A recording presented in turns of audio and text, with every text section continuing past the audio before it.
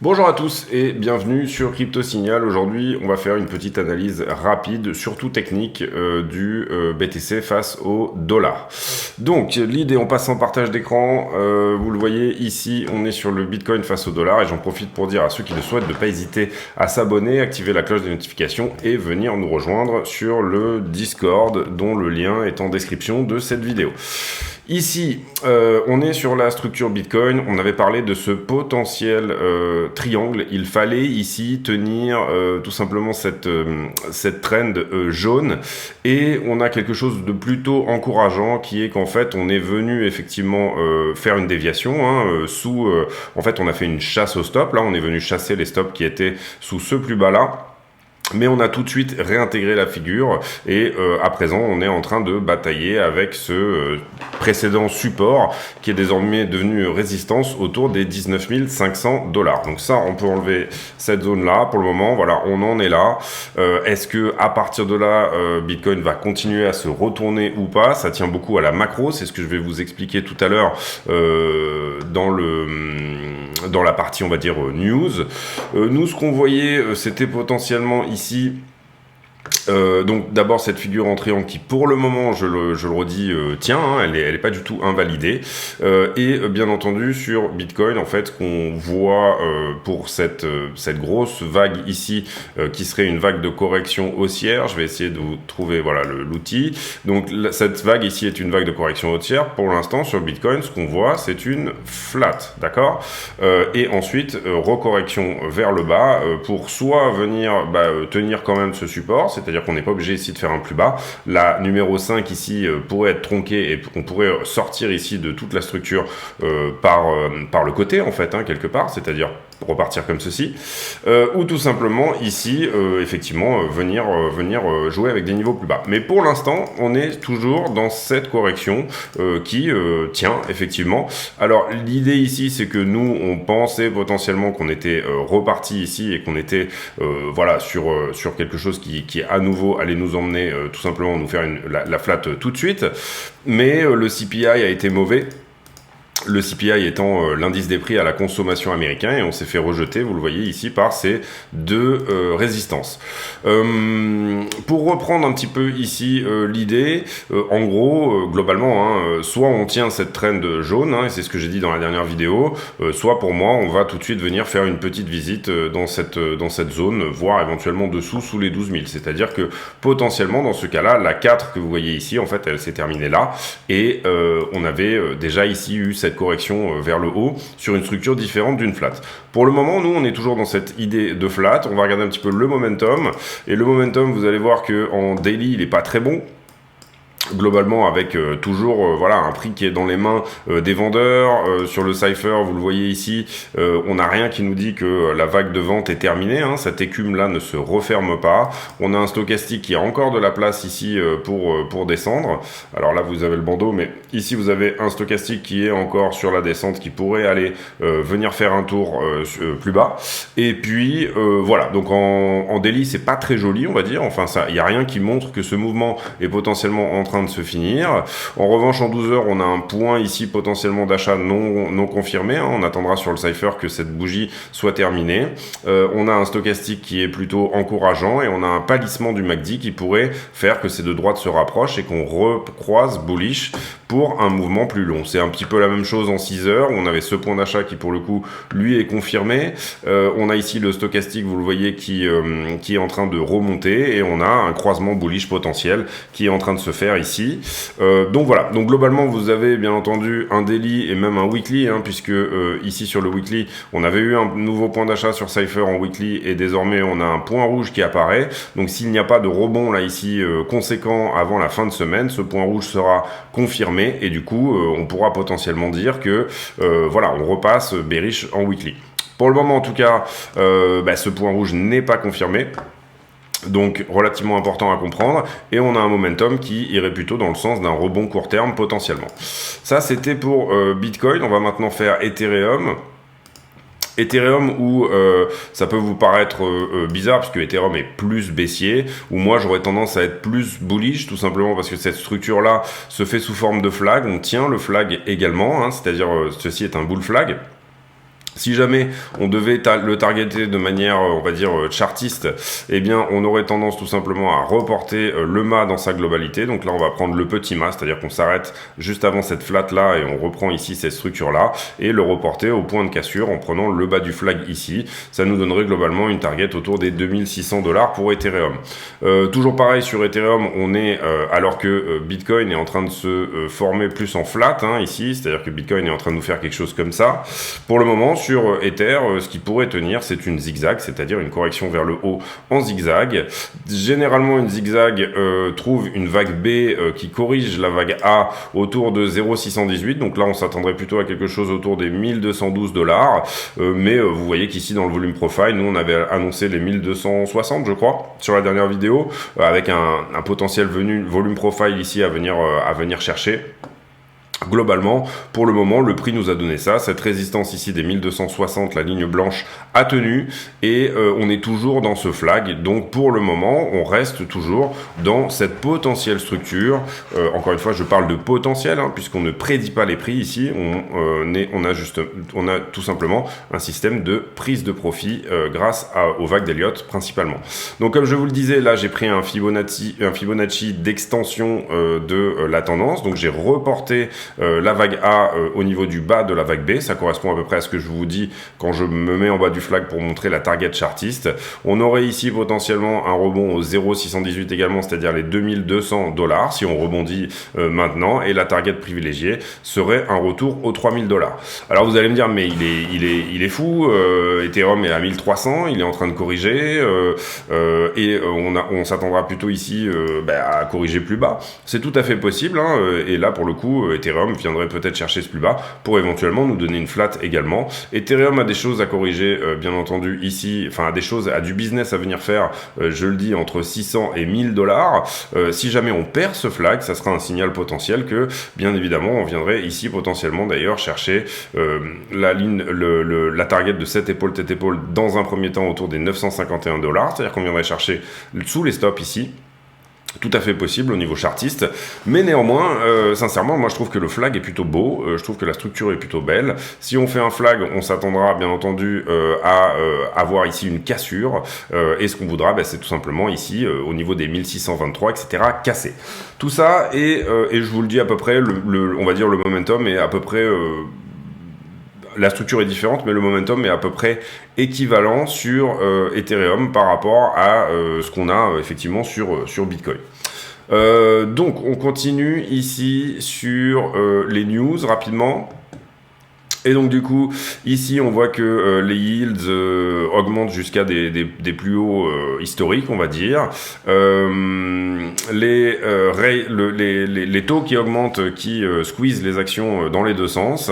Les marchés qui attendent une hausse de la Fed autour des 0,75 points. Et effectivement, si on va voir le sondage, on voit que 80% du marché ici pense que Powell, demain, on aura une hausse de taux, hein. Là en ce moment la Fed est en train de se réunir, ça dure 2 jours à chaque fois, et demain à 14h PM Eastern Time, c'est-à-dire l'heure de New York, donc chez nous ça va nous donner du 20h, eh bien on aura la réponse sur le fait que Powell va ou pas, à quel niveau Powell va augmenter ses taux. Vous le voyez ici, c'est dans le calendrier. On aura d'abord la déclaration, on va dire la déclaration de presse, hein, tout simplement, de la réserve qui annoncera la hausse de taux, et on aura également après, une demi-heure après, donc à 20h30, la conférence de presse de Jérôme Powell, qui pour le coup va nous donner un petit peu sa vision des choses, et cette conférence de presse est très importante, selon la manière dont il s'exprime, le marché va potentiellement ici plus ou moins bien réagir. Donc on aura d'abord la hausse des taux qui va potentiellement bien entendu donner une price action, hein, une action de prix dans un sens ou dans l'autre. Principalement, vous l'aurez compris, le marché, selon ce sondage, a pricé dorénavant les 0,75, donc si on a un point de base, on aura une baisse soudaine. tienne. Et si on a 0,75, soit le prix se libère de cette narration, et donc du coup on pourrait ici aller à l'augmentation, soit tout simplement le prix le prix reste, enfin se stabilise, et en gros on ira chercher des liquidités un petit peu dans les deux sens pendant un certain temps. Ce qu'il faut bien comprendre ici aussi, c'est qu'on va se libérer donc du coup de cette narration de la Fed pendant un certain temps, en tout cas jusqu'au prochain CPI, c'est-à-dire je sais pas quand il est exactement en septembre-octobre, en octobre. Je pense en général c'est autour du 10, entre le 10 et le 13, mais vous comprendrez que ici c'est une news extrêmement importante qui sortira demain à 20h, c'est-à-dire que les marchés ici sont vraiment pas tranquilles, vous le voyez ici avec, je pense que le CPI avait dû sortir par ici. C'est ça, 13 août, on a tout de suite repricé les 0,75 pour Powell, donc ça nous a donné cette correction. Là, je suis sur Ether, mais sur Bitcoin, vous aurez la même chose. Alors que, vous le voyez, 13 août, on avait eu le CPI. Le CPI était à la baisse globalement, mais il était à la hausse en ce qui concerne l'inflation de la demande, donc le core CPI, l'inflation sous-jacente. Et en gros, ça nous a donné cette grosse correction, ensuite rebond, et ensuite ici, recorrection. Voilà ce qu'il en est donc pour moi sur les cryptos. On va maintenant aller voir le sentiment avec principalement le carnet d'ordre.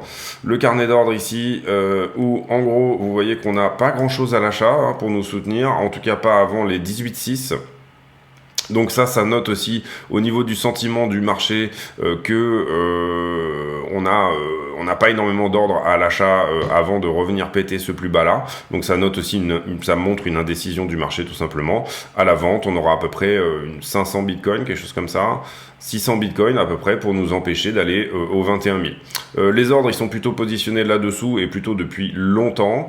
Vous le voyez, on a des gens qui attendent d'acheter entre tout simplement 17 et 18, pas mal, avec pas mal d'ordres ici à l'achat. Voilà, globalement, donc ça c'est pas très encourageant sur ce niveau-là, mais comme je vous le dis, la structure est plutôt jolie, autant sur Bitcoin que sur Ether. Sur les options, on va aller voir les options du 2023. Les options du 23, on aurait un Bitcoin qui, au max paying price, serait entre 19,5 et 20 000 $, donc à peu près le prix actuel, je crois, si je ne me trompe pas. Et sur Ethereum, toujours au 23 septembre, un prix autour des 1005, donc plutôt en faveur d'une hausse sur Ether, là, et vous voyez que le sourire, là, ici, se place plutôt entre 1005 et 1006, voilà. Sur les marchés en levier, on va d'abord aller voir Bitcoin, et là je vous ai fait un dézoom en 12 heures pour comprendre un petit peu cette chasse au stop là qui s'est faite. Hop, vous le voyez, pardon. Vous voyez ici qu'on est parfaitement venu prendre tous ces niveaux de liquidation, enfin de stop de longueur qui pouvaient se trouver à ces niveaux-là. Donc ça c'est intéressant de voir que en 12 heures, on est pile poil venu mécher sous cette mèche-là qui correspond un petit peu à la dernière où on avait tout simplement du longueur à nettoyer. Si jamais je me mets dans une time frame plus petite, donc nous on aime bien faire le 5 minutes ou le 15 minutes, vous voyez ici très forte, alors on n'a pas fait ici de vidéo depuis quelques jours puisque j'avais un petit problème de santé, je pense qu'on avait fait le 16, donc du coup ici vous voyez qu'on est venu d'abord prendre cette liquidité là, ensuite celle-ci et ensuite celle-ci, cette chasse au stop donc a bien fonctionné. On va regarder attentivement ici l'open interest, ici on a une augmentation globale de l'open interest, le tout sur du short et du long, un petit peu des deux. Donc on va analyser un petit peu ici comment ça s'est placé. Donc là on avait aussi un niveau de short à prendre, il a été pris. Celui-ci pour moi a été pris aussi. Et globalement on était parti de là. Là on a eu un petit peu de shorter mais l'open interest n'augmente pas. Ici on a eu du long, il a été nettoyé depuis. Ici on déleverage les longueurs. Ici on a une assez forte augmentation. Donc pour moi on avait un niveau de short à prendre par ici, mais vous voyez qu'il a été travaillé depuis. Ensuite, réaugmentation des longueurs, le niveau a été pris également. Ici, assez forte augmentation des shorters, donc on rajoute un niveau de short à prendre par ici. Depuis, on avait des longueurs qui étaient rentrées là, ils ont été nettoyés. On avait encore des longueurs qui sont rentrées là, ils ont été nettoyés également. Léger point de short également à prendre ici. À partir de là, le prix des leverage, vous le voyez, on a un léger niveau qui s'était rajouté au niveau des shorters à peu près par là. Bon, il a été travaillé. On déleverage au niveau des longues. Ici, on a du longueur qui est rentré, donc on va le noter. Et pour moi, c'est un assez fort niveau. Donc on va le noter ici, on va le mettre en rouge et on va le mettre en 2 pixels. Là, on a un niveau assez fort autour des 18,2. Ensuite, on réaugmente. Donc là, c'est effectivement les longueurs qu'on a pris depuis. Et puis, depuis, le prix ne fait pas grand-chose hein, en termes de... On avait un petit peu de longue à prendre là. Un petit peu de short également à prendre ici, mais c'est vraiment sporadique. Même chose ici, quelques petits shorts à prendre, mais vous voyez qu'on les a pris avec cette mèche là, et voilà. Donc globalement, voilà où on en est sur Bitcoin, Ethereum, assez peu de choses en dessous là, donc on pourrait s'imaginer, hein, encore une fois, qu'au niveau du sentiment, ça veut dire que les longueurs ne croient pas dans ce rebond, on n'a pas ici, on a ce niveau là, oui effectivement, et vous le voyez, même au plus bas, en fait finalement, ouais, ça correspond même presque plutôt à quelque chose qui serait par ici. Le moment où hop, on augmente en open interest et on augmente en funding, il se trouve à peu près ici au 18,3. Donc voilà, au niveau du sentiment aussi, ça peut vouloir dire qu'on n'a pas grand monde qui croit dans ce rebond, puisqu'on aurait dû ici accumuler du longueur sur toute ce rebond en fait. Hein. Bon, je crois que ça s'est fait hier, ça, donc c'était en week-end. On va regarder maintenant la même chose sur Ethereum USDT en perp. Et sur Ethereum USDT, on va refaire la même chose, le même exercice. Hein, excusez-moi, du coup, ça fait quelques jours que j'ai pas fait de vidéo, donc du coup, on va refaire strictement la même chose. Ce niveau de short a été pris. On est venu le nettoyer. Ensuite, qu'est-ce qui s'est passé depuis? Eh bien, tout simplement, on téléverage ici. Hein, on a un léger niveau ici où le nombre de contrats augmente sur du short, donc on l'avait noté. Ensuite, on a une augmentation ici. On va zoomer un petit peu. On a ici une augmentation de l'open interest tout en ayant du short. Donc, on aura ici aussi à peu près un niveau de short à venir chercher. Ici, hop, là, tac, comme ceci. Ensuite, augmentation ici. Ici, on a quelques longueurs, mais ça a été nettoyé depuis. Augmentation de l'open interest ici, toujours également sur du shorter. Donc, on aura également un niveau de short à prendre par ici. Là, on a du longueur, mais il a été nettoyé. Ici, on a du shorter également. Donc là... Voilà. Ici, on déleverage plutôt des shorters avec cette petite augmentation là. Donc, on avait un niveau de short à prendre là. Ce niveau de long a été pris. Est-ce qu'on a été longué au bottom? Très légèrement, oui. C'est-à-dire qu'à partir de là, on a effectivement ici un léger niveau de long à prendre. Ici, augmentation qui se fait d'abord sur du long et ensuite sur du short, vous le voyez, c'est-à-dire que là, on a cette augmentation de l'open interest. D'abord, elle se fait sur du long, c'est-à-dire qu'on descend à peu près jusqu'ici. Donc là, on avait un niveau de longueur à prendre. Et puis ensuite, elle se fait sur du short, puisque ici, vous le voyez, le funding d'un coup remonte. Ce niveau a été pris depuis. Ensuite, globalement, on est plutôt à la latéralisation, mais avec quand même une majorité de shorters. Donc on va noter ce niveau-là. Donc ça nous donne, si on dézoome un petit peu, ici, on a encore de la liquidité à prendre autour des 1180 sur Ether, mais on a quelque chose à faire pour venir nettoyer jusqu'au 1005. On a ce très gros niveau de short ici qui se trouve au 1008, qui n'a pas été nettoyé. Donc voilà, moi je suis vraiment plutôt haussier sur Ether, même si... il est venu chercher effectivement ces 1260, j'aurais tendance à vraiment être plutôt haussier dessus, puisque personne ne croit dans ces rebonds. Ici, on continue sur le Bitcoin au niveau des prix de liquidation. Hop, on va faire la même chose sur Ether. Au niveau des prix de liquidation sur les 5 derniers jours, Bitcoin qui avait ici engrangé un énorme short, vous le voyez, et on est tout de suite venu le nettoyer, là, cette grosse position qui a été prise là. Donc du coup, cette position et celle-ci ont été nettoyées depuis. Là, on est quasi venu chercher au dollar près cette position-là, et pour l'instant, on est plutôt neutre sur les 5 derniers jours sur Bitcoin, Ethereum. Sur Bitcoin face au dollar.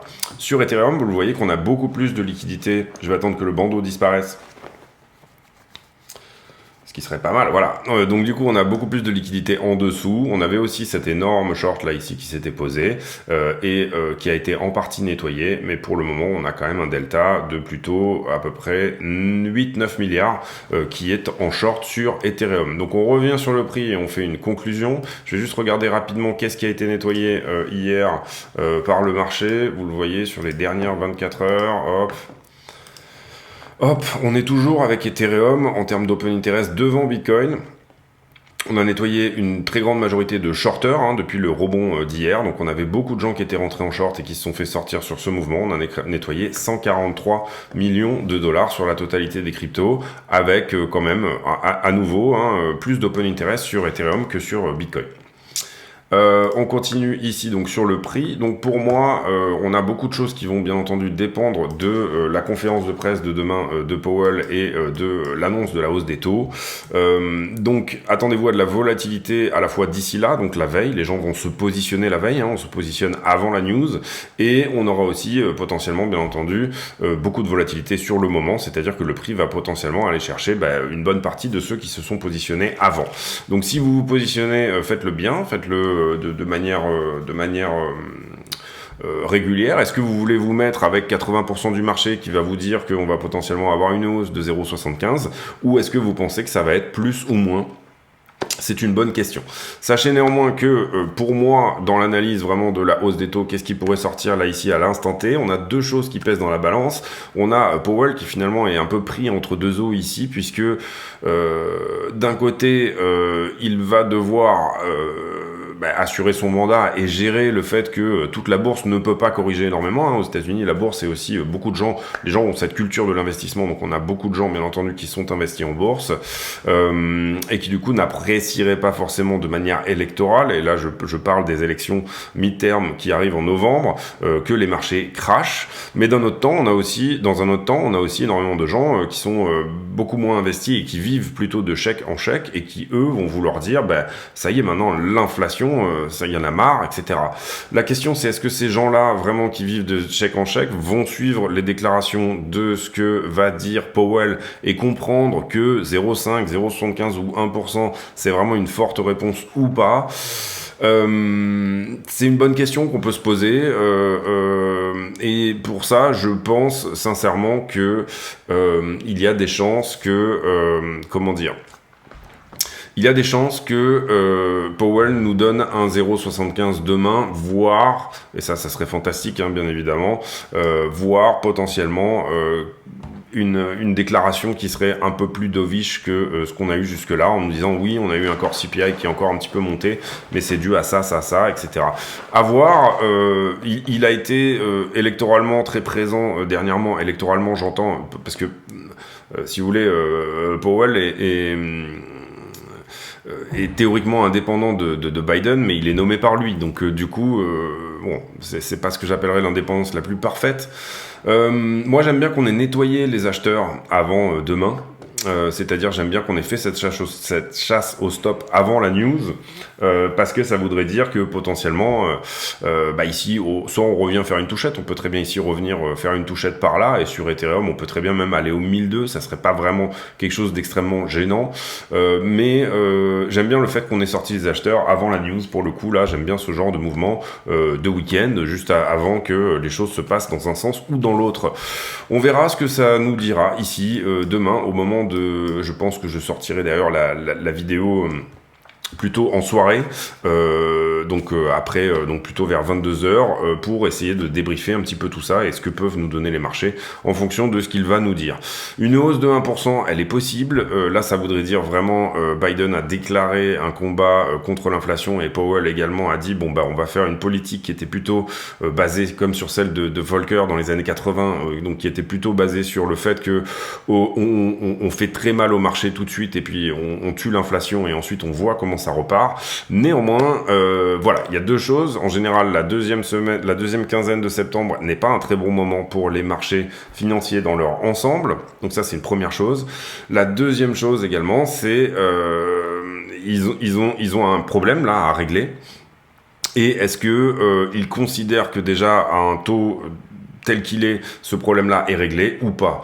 La troisième question également, c'est celle bien entendu de la dette. aux États-Unis qui en ce moment atteint des niveaux astronomiques, et bien évidemment une hausse des taux risque de détériorer encore plus la solvabilité du pays dans son ensemble. Et là, ça tient à des choses qui disent on peut pas faire ce qui s'est fait dans les années 80 concrètement, parce que la dette du pays est beaucoup plus importante. Donc ça tient aussi à des choses qui sont non pas politiques mais tout simplement structurelles, et qui du coup vont peut-être adoucir la pente de la hausse des taux de la Fed. En tout cas, c'est une possibilité. Voilà. Moi, si je devais me positionner personnellement, je serais plutôt autour des 0,75 pour le moment, en raison du CPI qui a été mauvais au 13 août, une hausse de 0,75 et prochainement une hausse de 0,5. C'est-à-dire que concrètement, on aurait une assez grosse reprise quand la hausse des taux de la Fed finalement s'infléchit comme ceci. On aurait plutôt ici, le marché va tout de suite timer le fait que la Fed est en train de pivoter, ou en tout cas, on risque d'avoir une stabilité des taux autour de 3,5, 4 pendant un an. Et le marché va en pâtir, mais il pourra au moins faire ce soft landing, cet atterrissage en douceur dont parlent les personnes qui sont en charge de la politique fédérale, de la politique monétaire aux États-Unis. Voilà, c'est tout pour moi aujourd'hui. J'espère que cette vidéo vous a plu, plutôt en faveur d'un rebond en tout cas, et bien entendu ce rebond est conditionné aux news, et en l'occurrence les news on ne les saura que demain à 20h, donc ça on suivra de près toutes ces informations là. J'espère que cette vidéo vous a plu. Si c'est le cas, n'hésitez pas à vous abonner, activer la cloche des notifications, venir nous rejoindre sur le Discord dont le lien est en description de la vidéo, et j'ai pour habitude de poser une question à la con en fin de vidéo. Et la question du jour sera: est-ce que vous avez des petits trucs qui clochent au niveau santé chez vous? Est-ce que parfois ça arrive que vous ayez un élément qui déconne? Et en l'occurrence, dites-le nous dans les commentaires. Dites-nous, je sais pas, j'ai un genou qui des fois fait des siennes, ou voilà. Moi en l'occurrence chez moi c'est les yeux. J'ai souvent les yeux qui me donnent des problèmes. Je vois très bien, mais j'ai des soucis avec les yeux, notamment d'hypertension et de conjonctivite chronique. Voilà, vous savez tout. Et donc du coup, je vous souhaite à tous une très bonne soirée. On se retrouve demain pour un nouveau point météo pour le Bitcoin face au dollar. À très bientôt. Ciao.